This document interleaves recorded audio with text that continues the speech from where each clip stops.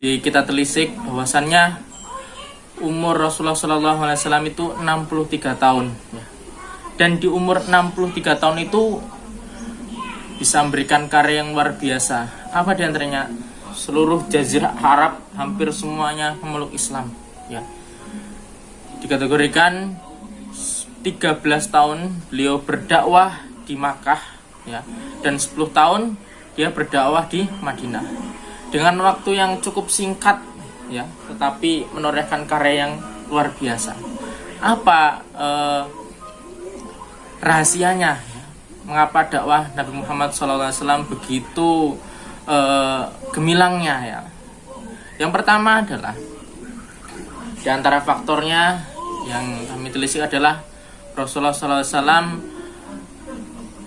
itu pintar memilih pendamping ya, dan dia dikelilingi oleh pendamping yang luar biasa. Yang pertama adalah pendamping adalah istrinya. Bisa dibayangkan bagaimana supportnya seorang istri untuk kemajuan dakwah suaminya. Setelah mengetahui bahwa suaminya itu bukan sembarang suami, melainkan seorang nabi ya, dia kerahkan pikirannya, dia berikan supportnya berupa hartanya, pikirannya, bahkan nyawanya untuk dakwah Nabi Muhammad SAW. Dan terbukti dan tadinya Siti Khadijah ini seorang kaya raya ya, konglomerat ibaratnya. Dari itu dia karena sadar betul dakwah suaminya itu begitu susah ya kan, nggak mudah, dia mensupport lewat hartanya ya. Bahkan di akhir beliau meninggal pun masih memikirkan gimana nasib dakwah suaminya. Saat itu Khadijah dia tidur di paha Khadijah ketika itu duduk dan di pahanya Rasulullah SAW sedang bersandar ya, berarti duduk di atas paha seperti ini ya teman-teman ya. Saat itu Khadijah menangis dan tetesan air matanya itu sampai ke pipinya Nabi, sampai ke pipinya Nabi. Nah, saat itu Nabi terbangun, kok ada air mata yang anget-anget ya kan. Air mata hangat tuh biasanya menandakan air mata ya kesedihan ya kan. Akhirnya dia terbangun, dia bertanya kepada istrinya tercinta, "Dua istriku tercinta, mengapa kau menangis? Apakah engkau menyesal ya telah hidup bersamaku ini?" Jawabannya Khadijah ya, istri beliau, "Tidak wahai suamiku ya, mengapa aku menangis? Karena aku ini belum bisa memberikan yang terbaik ya. Hartaku sudah habis, umurku sudah tua, sedangkan dakwahmu masih begitu panjang ya. Nanti aku ingin kalau aku meninggal, gali kuburanku ya kan, temukan tulang belulangku, jadikan sampan untuk kamu berdakwah, untuk menyapa para umatmu ya." Sampai segitunya ya pengorbanan Ibunda Khadijah ya. Semoga kita bisa, istri-istri kita bisa meniru ya kan, meniru perjuangannya Ibunda Khadijah untuk mensukseskan dakwah suaminya. Ikhwataliman arsadani wa arsadakumullah, apalagi ya faktor pendukung dakwah, suksesnya dakwah Nabi Muhammad SAW. Jadi yang pertama ya, pinter memilih pendamping ya kan. Makanya kadang-kadang saya ibaratnya nasihat ke teman-teman yang belum menikah ya. Belum menikah semangatnya luar biasa, iya pengen ini, tapi setelah menikah perlahan turun ya kan. Arep majelis, cuma majelis sih Pak, bahkan kuncinya motor disinggahke ya kan, nggak boleh majelisnya. Itu makanya hati-hati teman-teman, silahkan menikah tapi pilihlah yang memiliki visi misi bersama, yaitu apa? Untuk lillahi kalimatillah ya teman-teman gitu ya. Yang kedua, faktor kedua ya, faktor kedua adalah mengapa dakwah Nabi begitu pesat, yaitu dia bisa ibaratnya dia potensi anak muda ya kan, potensi anak muda dilejitkan ya. Dia memberikan panggung untuk anak muda itu disupport ya. Contohnya apa? Contohnya saat itu Nabi Muhammad itu ketika perang pertama kali, itu diantaranya perang Badar ya, dia sangat menghormati nasihat-nasihat anak-anak muda. Saat itu Nabi memilih campground yang tidak jauh dari sumur Badar, ya kan.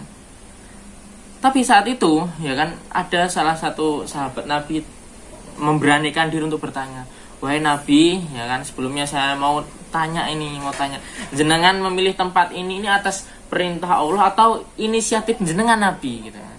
Akhirnya Nabi, oh ini inisiatif saya. Ini Nabi, kalau inisiatifnya jenengan, saya ingin memberikan usul. Bagaimana kalau kita itu membuat camp di dekat sumur Badar? Ibaratnya kita menguasai airnya di situ. Karena kalau perang, ya, itu yang sangat berharga itu air, teman-teman. Ya, air. Setelah ditelisik, musyawarah, bener juga. Nah, akhirnya apa? Ketika itu kafir Quraisy mau menyerang kaum muslimin, dia kehausan. Ternyata sumurnya kosong, ternyata yang sumur Badar sudah bersiap kaum muslimin untuk membidik mereka. Akhirnya apa? Alhamdulillah, biidznillah, kaum muslimin dapat menang dengan gemilang. Padahal 300 melawan 1000. Wah, luar biasa ya teman-teman. Itu tadi, anak muda diberikan tempat. Coba permasalahan sekarang itu, ya kan, anak muda itu nggak dikasih panggung. Contohnya, ada anak muda yang berpotensi, ada yang hebat, tetapi saat itu dia tidak dikenalkan di salah satu masjid. Masjidnya itu ibaratnya dia yang bangun, dia yang ngisi sampai meninggal. Padahal, ya kan, anak muda adalah dia masih kreativitasnya masih bagus, ya kan. Dia bisa ada jargon-jargon atau terobosan-terobosan untuk dakwah. Nah, harapannya anak muda yang berpotensi dikenalkan, diberikan tempat.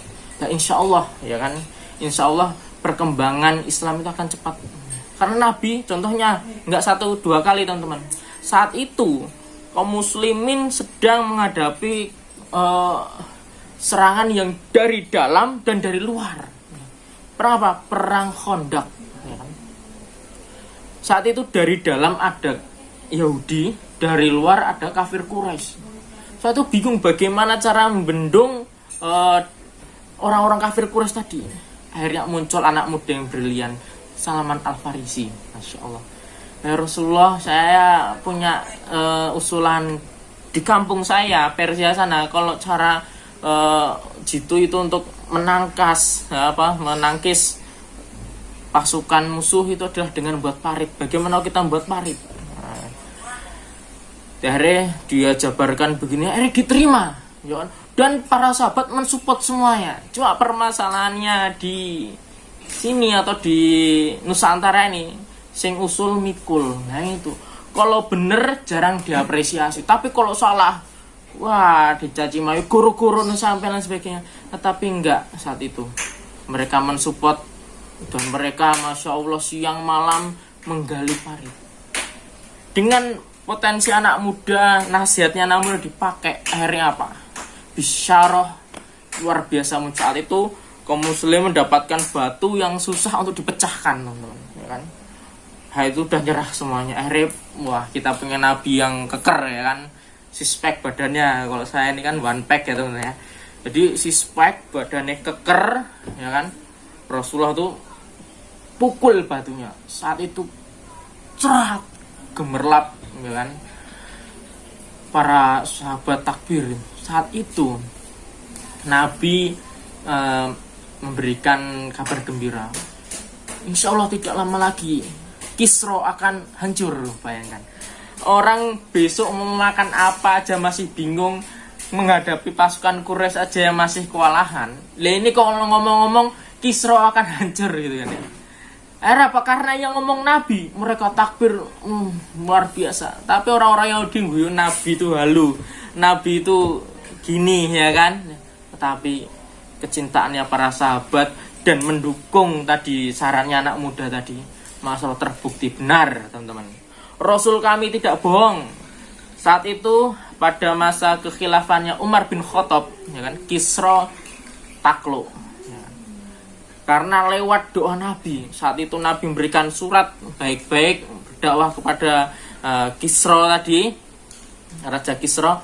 Satu suratnya Rasulullah SAW dirobek-robek. Saat itu Rasulullah SAW ngendiko, ya, Mazzaqo risalati, mazakallahu mulka. Sudah merobek-robek suratku, maka biar dirobek-robek kerajaanmu, ya kan. Beneran akhirnya Kisra hancur, ya kan. Wataliman arsadani warsu, itu loh teman-teman, ya kan. Anak muda sekarang kita support, ya kan. Insya Allah dengan kita mewakafkan ilmu kita untuk membimbing anak-anak muda, ya. Karena kepada siapa lagi peradaban Islam ini berkembang kalau kita tidak memperhatikan anak muda, ya kan. Selanjutnya yang terakhir teman-teman, mengapa dakwah Nabi Muhammad berkembang begitu pesat, ya. Ini bagian bagian kecilnya aja dari ikhtibar saya membaca buku sirah adalah Nabi itu pintar berjejaring. Nah, networkingnya tuh pintar teman-teman, ya kan. Loh, jadi dari kecil Nabi itu sudah berarti itu udah jadi duta, ya kan, dari itu duta perdamaian, ya kan. Link-linknya udah banyak, al-amin meneh. Nah, saat itu Rasulullah Shallallahu Alaihi Wasallam dihadapkan dengan pilihan dia harus meninggalkan kampung halamannya yang sangat dia cintai, itu berupa Makkah. Tapi bingung mau kemana ini, ya. Dia nggak serta-merta pilih tempat yang sembarang, nggak, dia pilih tempat begitu strategis bagaimana umat Islam bisa berkembang di situ. Pilihlah Madinah. Nah, apa namanya itu?